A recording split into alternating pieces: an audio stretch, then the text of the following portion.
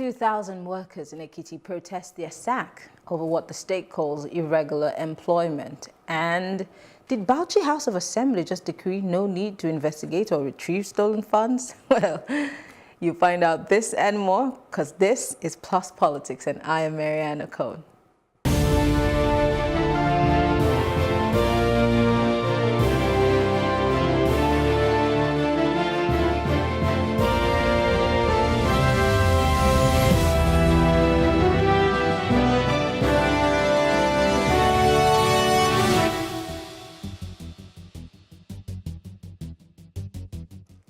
The Bauchi State House of Assembly has passed a new bill to reverse an existing law granting tribunal the mandate to investigate and retrieve stolen funds and properties by politicians, government officials, and other individuals. Now, joining me to have this conversation is Babashola Adegbuyi. He's a political analyst, and Obi Ajegbo, legal practitioner. It's good to have you join us, ladies and gentlemen. It's a pleasure to be again. All right. So I'm going to start with Babashola because you, at some point in your life, decided to run for office. So I don't want to lump you up with politicians, but you are a politician of sorts, even though you're a political analyst.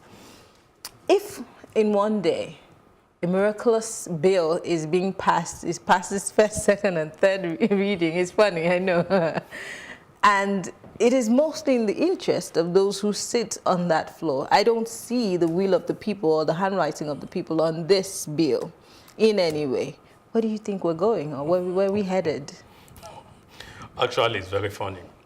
But I believe the federal government, the Attorney General, whosoever, and the people are watching. By this time, I think that particular bill was passed yesterday. By this time, we should have heard about a lawyer taking the government or the State House of Assembly to court. That's number one. Number two, I would have expected the union, for example, the NLC, the 2UC, to have taken that up.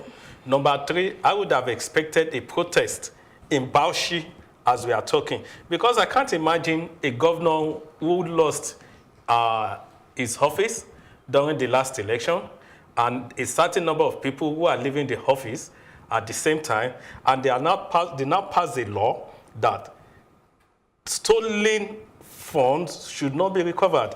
Mind you, few months ago, about 2 months ago, the same state passed a law that public fund should be recovered. Now, it's either they are confused or they don't understand what the implication of what Because I'm just wondering, as a business person, I hear that my boy stole my money and that there is a chance of that money being brought back to me, which will help fuel my business. And then halfway I say, oh, let's not bother about it. Let's just leave it. I'm just wondering, maybe I'm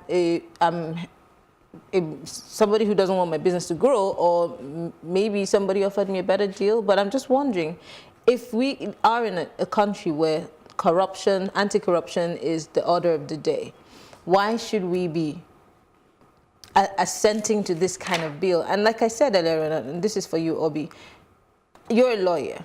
There's nothing that benefits the average Bauchi State citizen in this bill. And I'm wondering, is this the same speed that the Bauchi House of Assembly uses in passing bills that, you know, are in the interest of the people? That bill must have broken some record. I guess. Yes, must have broken some record. Firstly, the bill is it's not workable. It's not even something anybody will lose sleep over, because just with a puff, it's repealed. It's contrary to the Constitution, it's contrary to the EFCC Act, it's contrary to the Police Act, it's contrary to the criminal justice system, it's contrary to everything we have. So they're just on a whim. They're just on a frolic of their own. Let's just try to see if we could pick the minds of these members of the House of Assembly. Can you imagine what would have prompted them to do this? What could have been the undertone? It is born out of highest level of ignorance. How do you mean?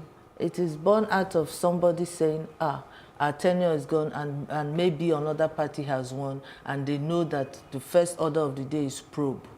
So they're now trying to cover up their backs. And by covering up their backs, they're exposing themselves. What they're telling us is that we are not clean, no.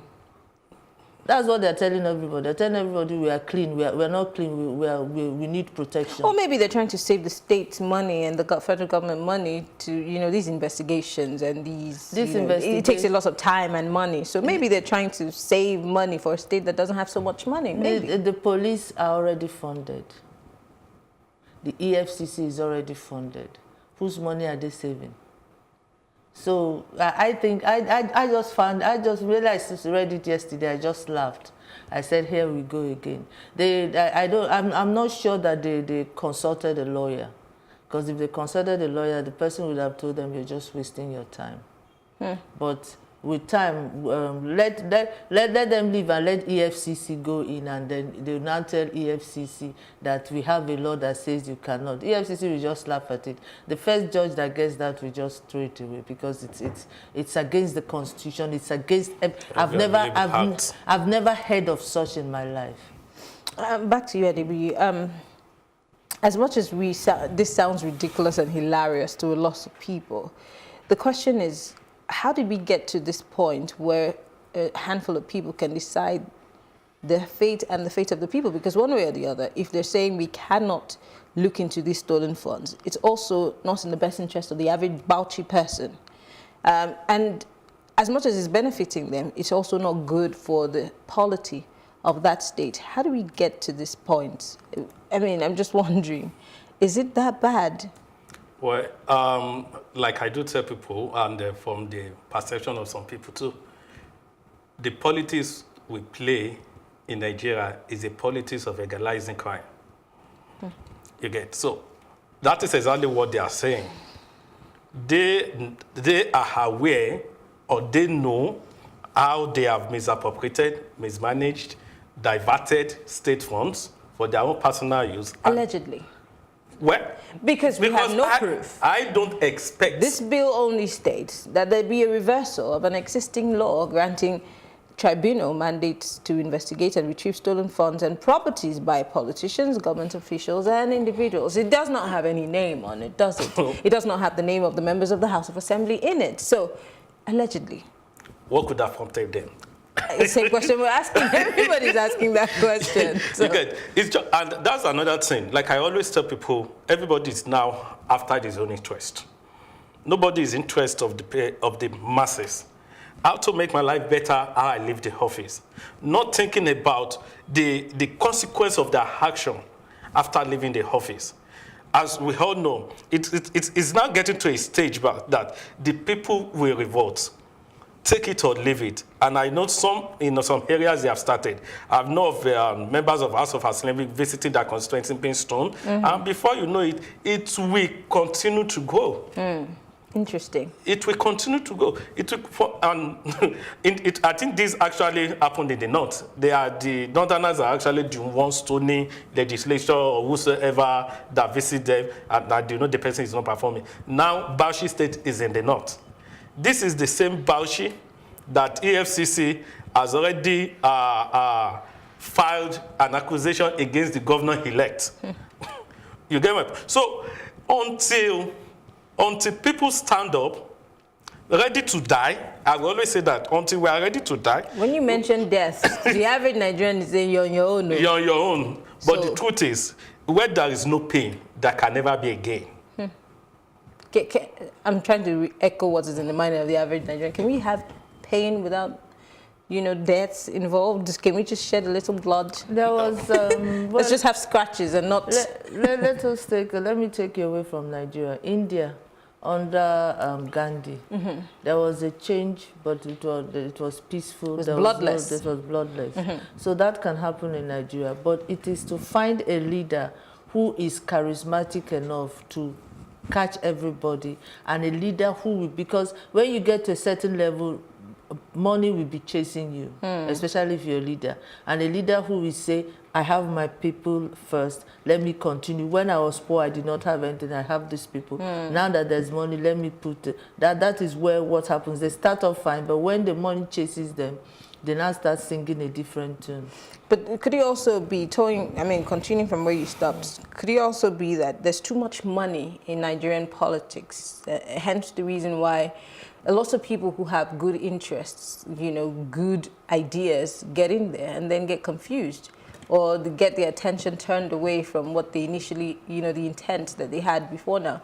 There are people who have come up with ideas of, let's make these offices a bit not unsavory. I'm just try not to give it too much money. Maybe we could start by giving the office holders a little bit above the minimum wage. Maybe that would work. You see, it will not work because the system through which they got elected is not a system of peanuts and granuts. Granuts is not.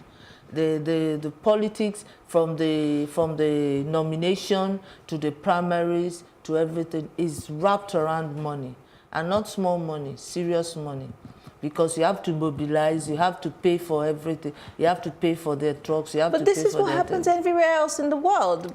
But then the office does not mean that you go home with Ghana must goes. Well, in Nigeria, politics is expensive. I don't know of any country in the world that spends as much as we spend on election. How do we reduce that? How do we reduce that spending? Where do we start from to make it less expensive and more inclusive, more about the people, more of ordinary people like us investing in whoever we think is the right person to run for that office? If you're a politician and you don't have a set amount of money, you're not going no place. You're not going nowhere. From what I have seen, I'm not a politician and I don't think I'll ever be a politician. But from what I've seen, I have a lot of politicians, friends, and most of them are in APC. From what I have seen, if you're a politician, you don't have money, you have name, you're on your own.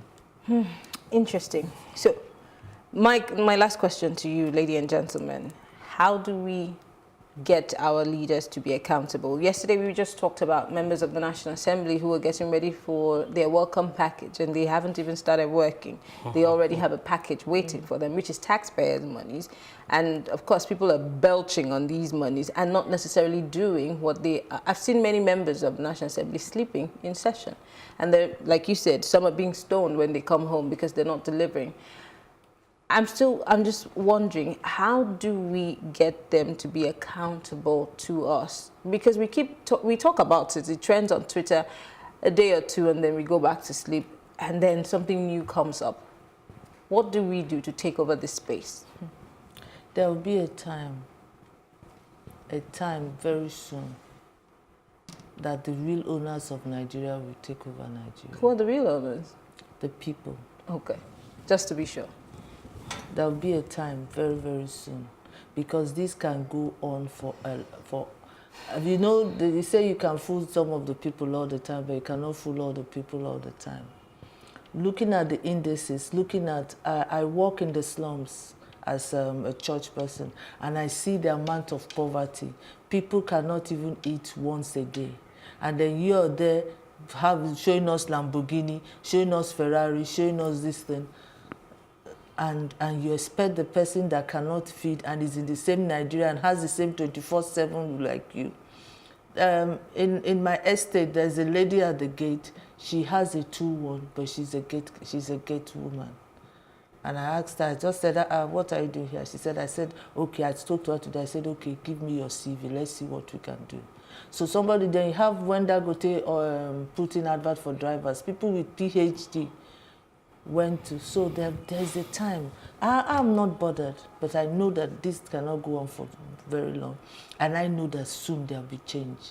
I know, I'm sorry, and I do not intend to make fun of the word soon, but lots of people also keep saying that the average Nigerian is not ready to actually take on the realms of, to actually get their leaders to be responsible to them and accountable to them. We only pay lip service to it, because if we have our family members or friends in office, we tend to support them because of what we benefit from them. So I don't see that revolution happening anytime soon. Can I take you back to June 12? June 12 started like a joke. It started like a joke. It wasn't preplanned, but it grew momentum. And it brought about, that was the catalyst that brought about what we have, democracy. But our democracy is not based on a good foundation. The pedestal is sitting on, like the law thing is tilted too. So so something has to give. But you cannot, I was telling somebody that you cannot tell lawmakers that are making 30 million every day to come and legislate that they should be making 5 million. It's not possible now.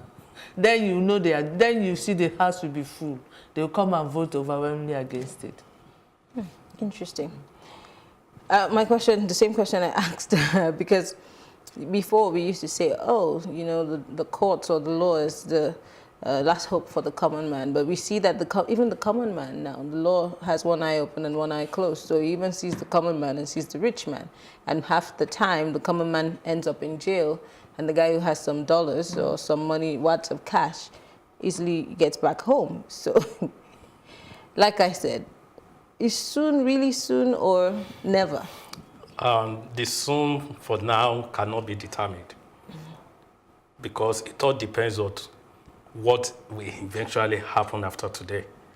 The soon's possible can be tomorrow, it can be the next day after tomorrow, but something will happen that will prompt the people to stand up and say, enough is enough. But Nigerians, I'm sorry, we blow hot sometimes, we blow cold.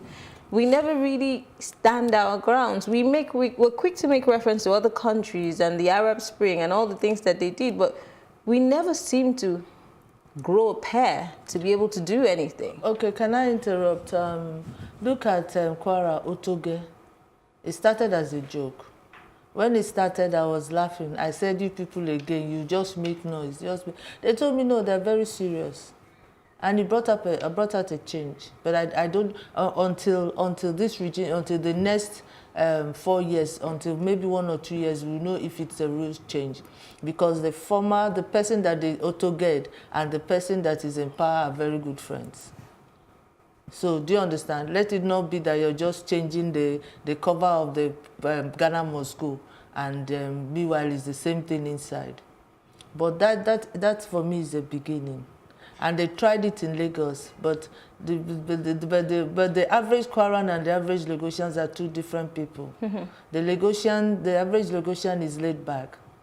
But the average Kwaran, when they get to a limit, they are very, they say they've had enough. But I hope I believe, you see, I am very optimistic about the Nigerian dream. I'm so optimistic. And I know that something has to give. All right. You got something to add to it before we wrap this up? Well, people need to start changing their orientation. Like I mentioned about a few days ago, governance, leadership, the responsibility of the people, and understanding the rights of the people. We need to get ourselves acquainted with all those, or else we will continue to. It's not about fighting alone or shouting on the media. It's about taking the government to court and ensuring the judgment is in the favor of the people. Can you also trust the court to give the right kind of judgment? Well, in some cases. She's laughing because I'm taking a jab at her. Yes. Can you trust the court? Well, I can't say I can trust the court 100%. But to a certain level, I can say, okay, if we don't get it all, at least we get something. All right. I want to say thank you to you, Babashola Adebuyi, political analyst, Obi Ajebo, legal practitioner, for being part of this conversation. We're not going anywhere. We'll take a short break. When we come back, we'll be talking about Ekiti State and its protesting workers. You have a job today and tomorrow you have none. We'll be right back after the break.